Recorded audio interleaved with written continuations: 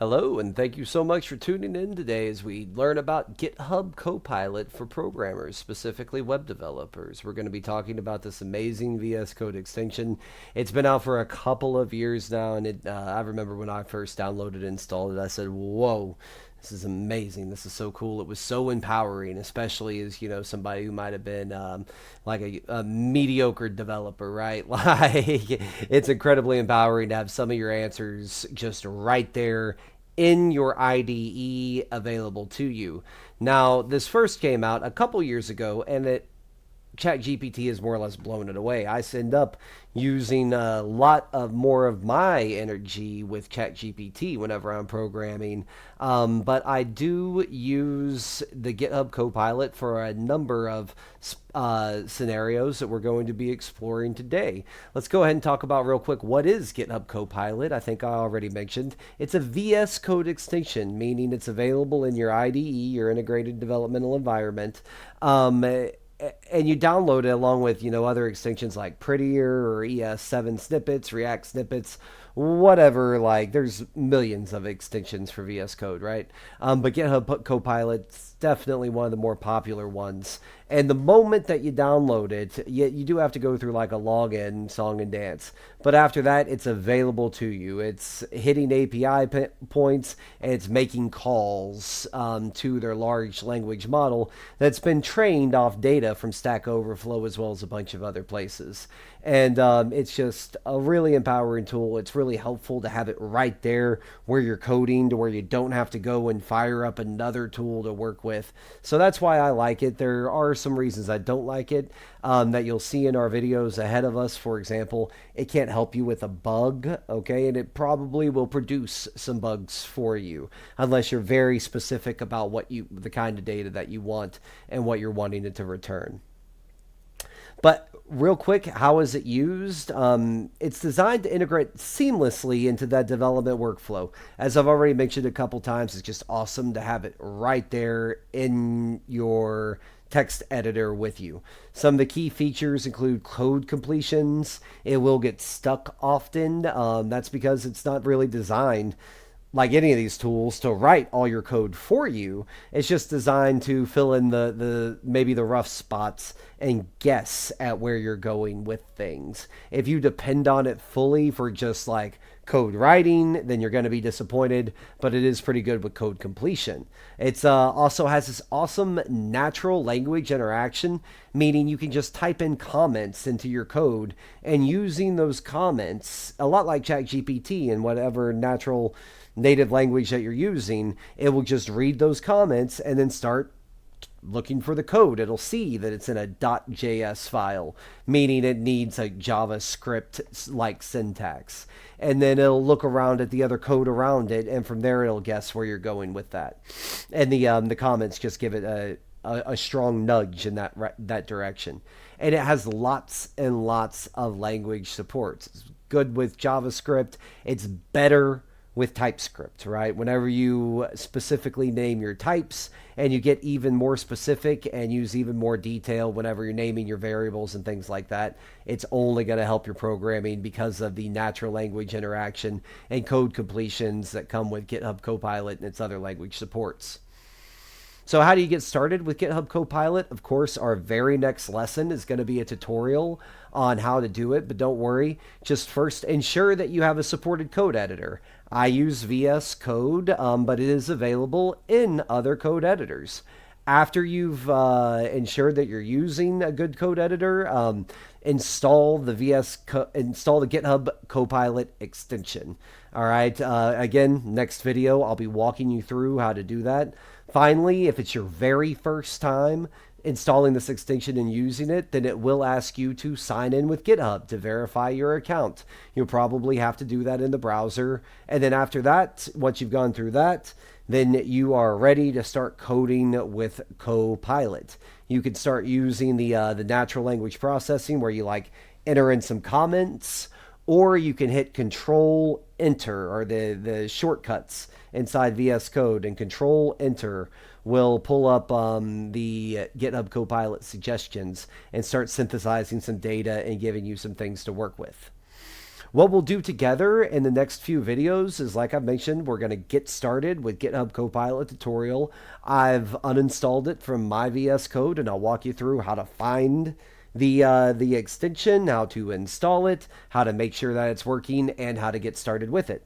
After that, we're going to generate some starter data. We're going to create an array of objects. I haven't decided what we'll do yet, but it'll probably have many different key value pairs that we'll work through.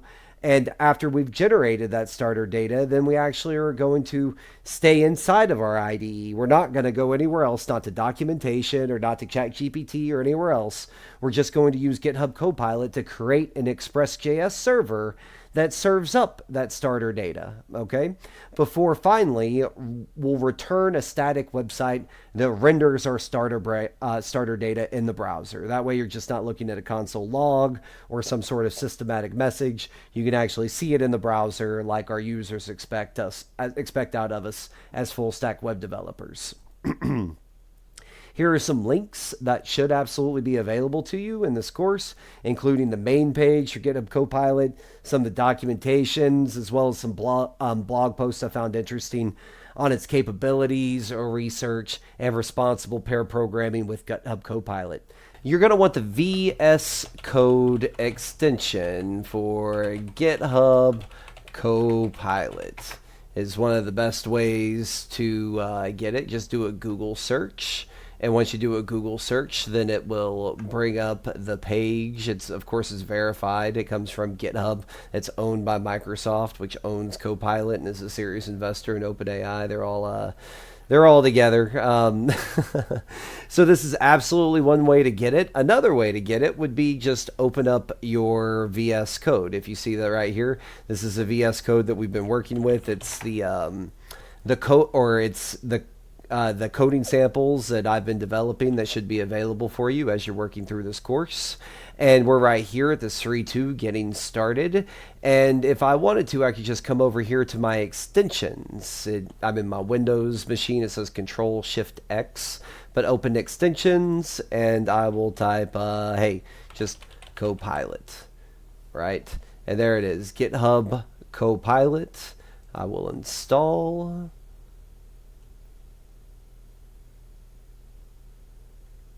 And if this is your very first time installing it, then it may ask you to go and log in. But it looks like we're all good. I'm going to actually just restart my VS Code, come back to extensions, and look at my Copilot. GitHub Copilot, and I think it should be working.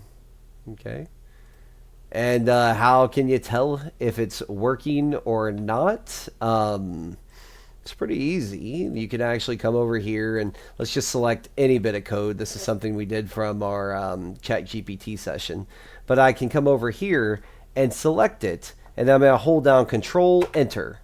And boom, we know the VS Code extension is working because it says GitHub Copilot and it's trying to synthesize some solutions. I think it's going to have trouble synthesizing a solution there because this is actually a working API endpoint. I mean, it could potentially return something, but I don't want this to be a spoiler for all of the things that GitHub Copilot can do. We could say here, and just getting started, we'll create like an index.js, and let's type like, hey, return, or say, hey, log in the console a hello world message, right? And then once you've given that, now we hit Control Enter because you've given it some prompt in pseudocode. And now it should synthesize some solutions. You see it spinning down here. There we go. Okay.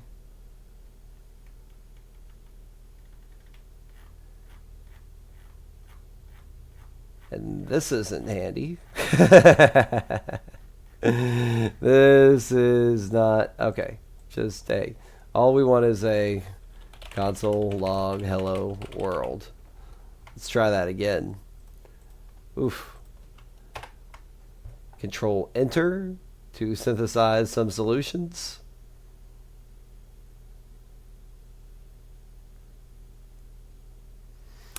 And it could be because it's trying to take all of this other stuff that we've done in these directories into context and say, oh, you can't want something so simple. Everything else has had all of this stuff. Look, it's even talking about videos and routing. Like, it can tell I'm doing some educational stuff. So we're going to poke it in the right direction. We're just going to say console log hello world. And then we're going to cd navigate to this getting directory and say node index.js. Okay, so we know it's working now. And then, like, let's name variables for numbers 1 through 10. Const 1, now it's working. Yeah. 2. And if we didn't want to hit it line by line by line, then we could certainly come over here and control enter, and it's going to have a much easier time synthesizing these solutions now because we've given a lot more context. But that was an interesting hallucination. And see, there we go.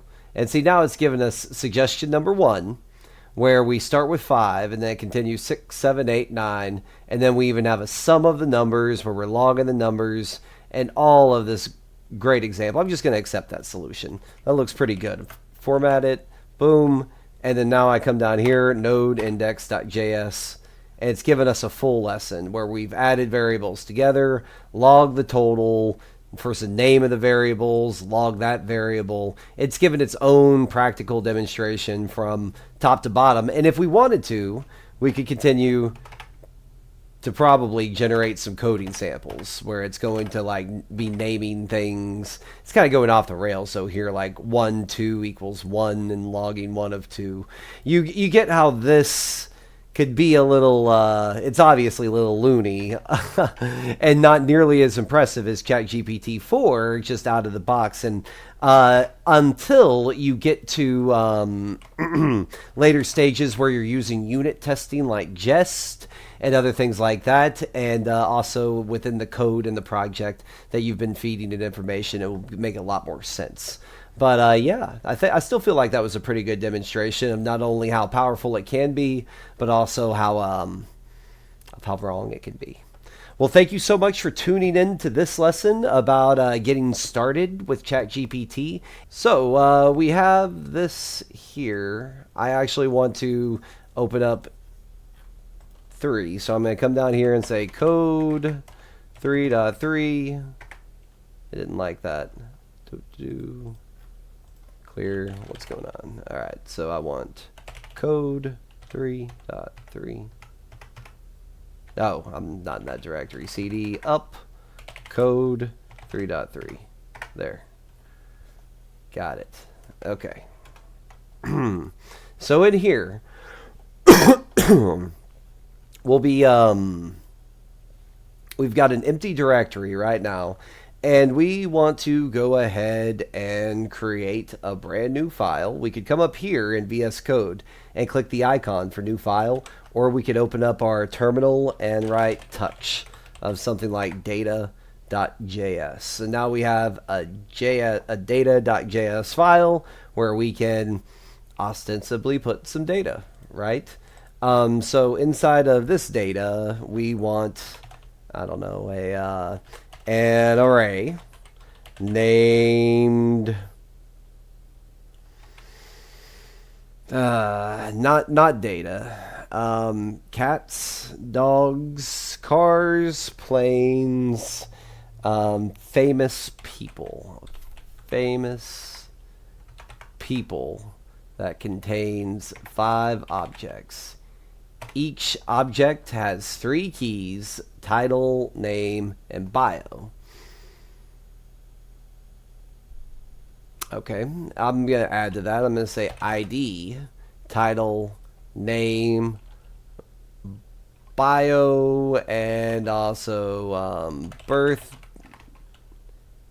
death, And we'll not do the image right now. That might be a bit much. We'll definitely get some bad dummy data there. So ID is a number. That's good. Title is a string.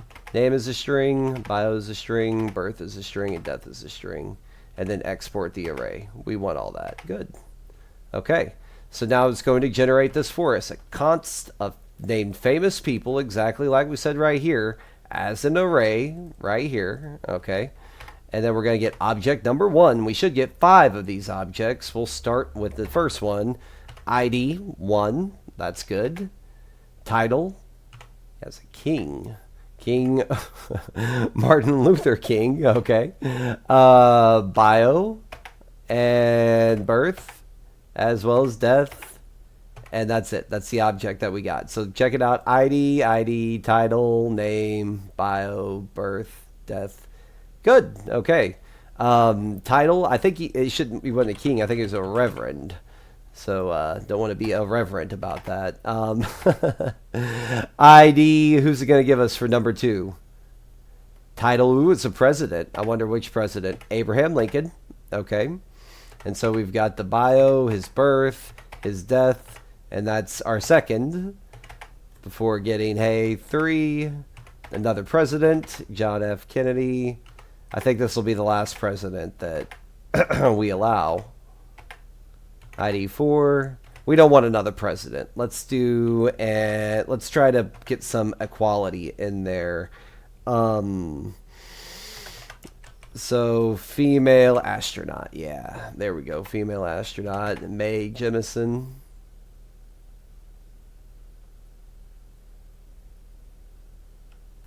We need a bio. It's taking a minute. Bio.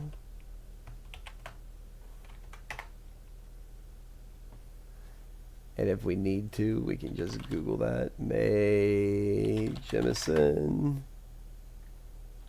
And we'll get a little blurb right here from Wikipedia on my side screen. Okay, and then in that as a string, comma, birth. It has her birth and she's not dead. That's good. Okay. And then number 5, not another president. Let's say an actor. How about that? An actor. All right. Tom Hanks. Yeah, love Tom Hanks. Okay. And then now, boom, we've got that data and export default famous people. Very helpful. Okay. It did all of that for us without, I had to go over and, do a Google search one time, but if it kept doing presidents, I think we would have been okay. It knows its presidents is the lesson here. All right, and now that we've exported that, then maybe we want to come over here, and we're already in here, so we're going to touch an index.js, and that index.js, first we'll import data from data. Well, no. So we want to import data.js from the same folder. So import data from same folder.data.js. And then console log that data. I don't know why it wants everything.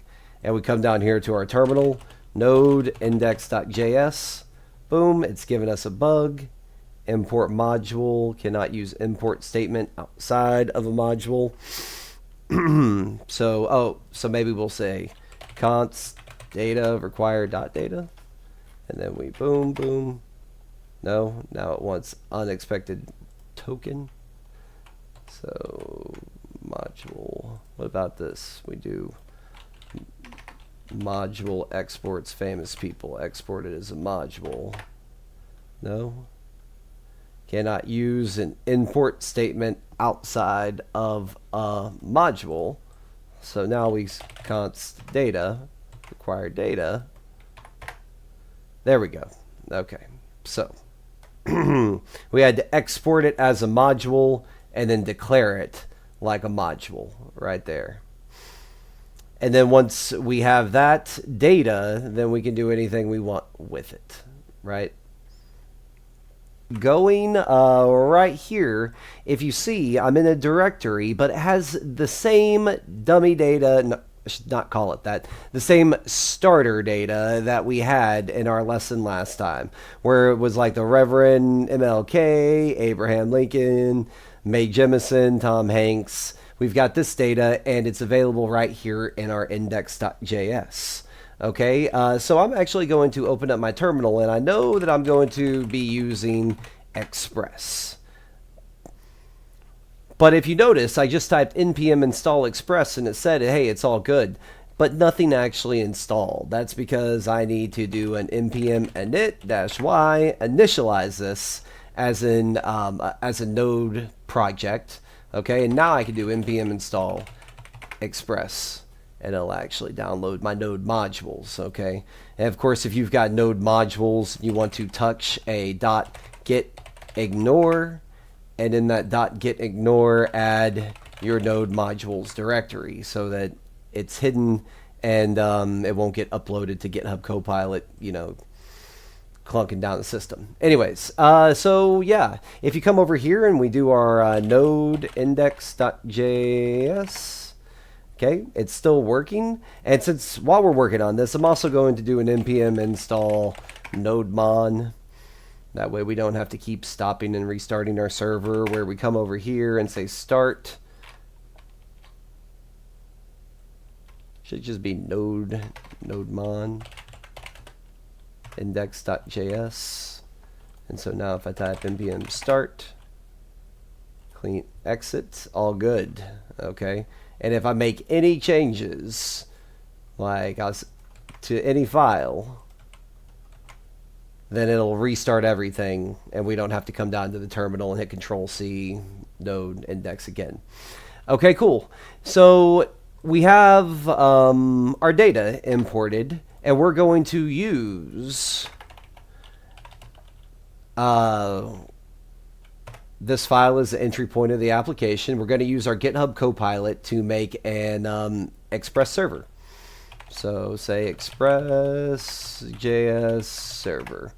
And so, boom, the moment I said that, it said const import Express. It knew that we had to import Express. And then next up will be create an Express application, where we've instantiated an instance of Express using this variable of app. And then we can define a simple route, where we'd say something like at hello world, it will return that message of hello world. We may also want to, while we're up here defining stuff, maybe just underneath there, I'd const of port, and I like 8080, that's just me. And then once we have that, then be sure to say, hey, make server listen, and you say app.listen, pass in the port that we declared just a second ago, that 8080, and say, hey, console is running, or server is running on port 8080 down here in the console. And we can see if that's actually true or not by coming over here and going localhost 8080. Cannot get, but that's not our endpoint. Our endpoint's hello world. So we come over here and say hello world, message, there's our hello world. So we're all good, and we've actually got data. But how do we get this data with all of these famous people that we work so hard on?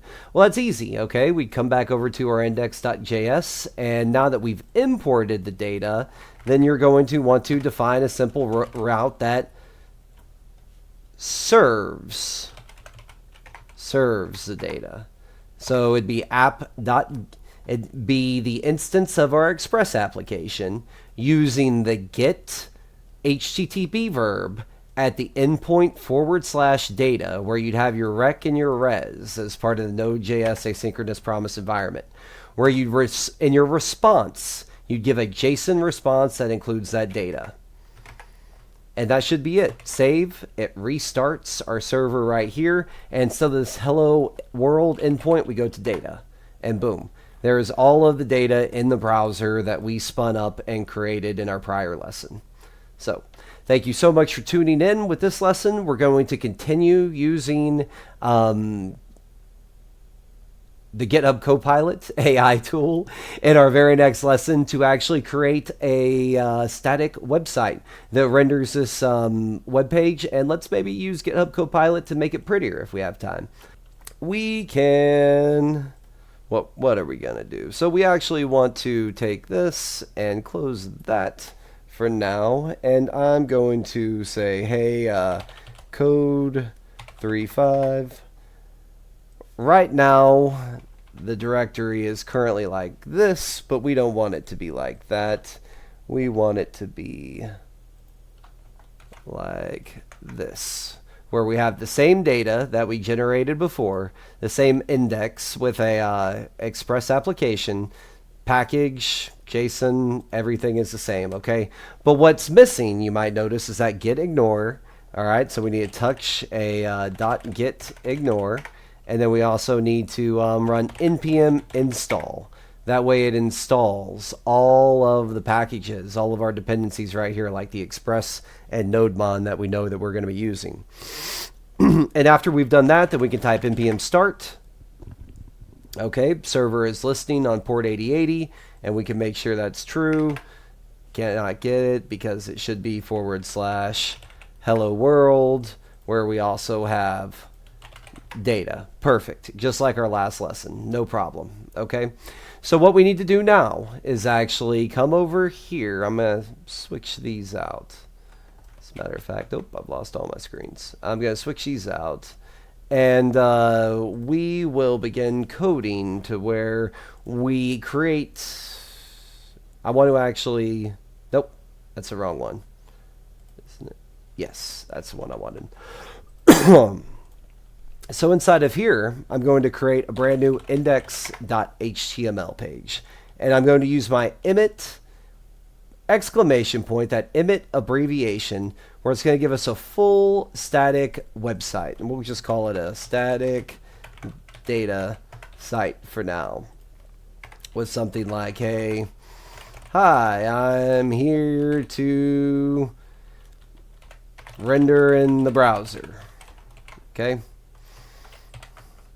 So now we have this full index.html, a very basic web page that can be spun up in the browser. But how do we actually get to it? I mean, of course, we could just double click it and open it, but we want our server to render it at an endpoint. All right, that includes this data. So let's work on that. So render index.html, we're prompting our GitHub Copilot companion and app.get at the home page, where it's going to say, hey, in the response send file of this underscore directory name that we're already in of our environment, / index.html. Okay. And that should be it. As a matter of fact, if we go back over here and we just hit localhost 8080, hi, I'm here to render in the browser. Perfect. That's awesome. Okay.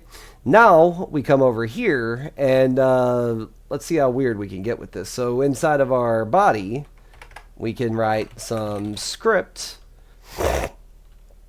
where no, we don't want an index.js. Okay. We're actually going to do this inside of here.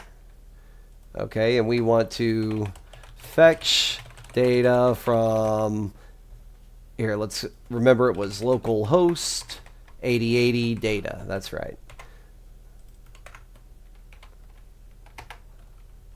And render it in the browser. Okay. And we could even come over here and we will give this a div with an ID of root, or not, I'm sorry, div with an ID of root. And that's where we'll be doing our DOM manipulation. So close this and fetch data and render in the browser. Oh. Fetch from localhost, then response, then data, and root append child. I think that should be good. So save, and then refresh. All right. It's giving us object, object, object.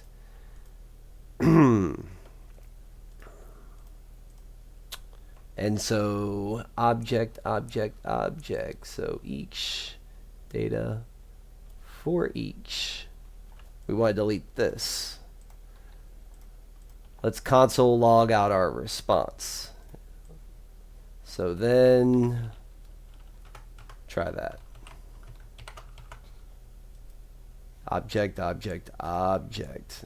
So root.inner.html, say just console log data. Refresh. We're actually in the browser here. So console, got an array. So copy object. Paste that object. And I'd actually select all of this. Because remember, it's all about giving your AI companion, you know, some context. And once they know what that object looks like, now they'll say, hey, data for each person, person div, enter HTML, their name, their title, their bio, they were born this day, they died that day, it's returning as a template literal before it appends the child. And then let's delete all that. That way it gets a better grip of where we're at. Ending the script tag, the body, the HTML. And where is our error at? Where did we go wrong? Div for each.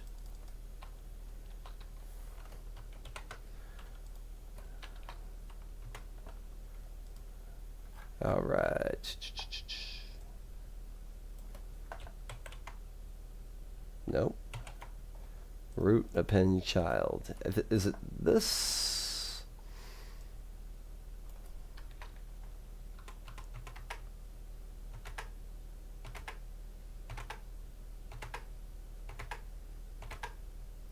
There we go.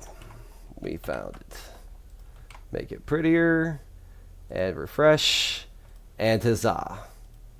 Okay. We have hi. We can get rid of that now. Where it says, hi, I'm here to render in the browser. Save that. Refresh.